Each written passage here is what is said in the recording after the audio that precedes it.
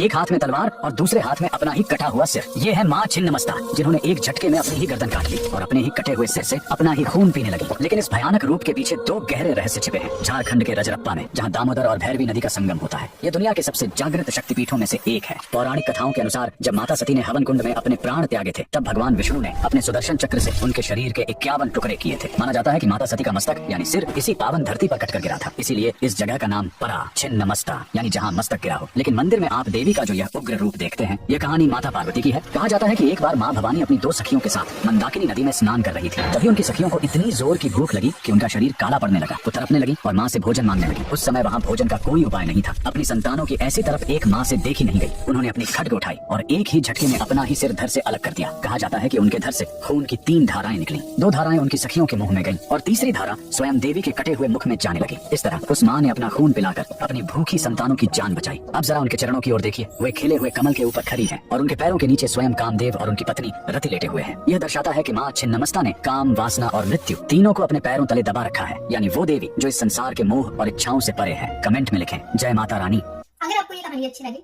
तो कमेंट करके जरूर बताइएगा और पेज को फॉलो, लाइक, शेयर जरूर करना।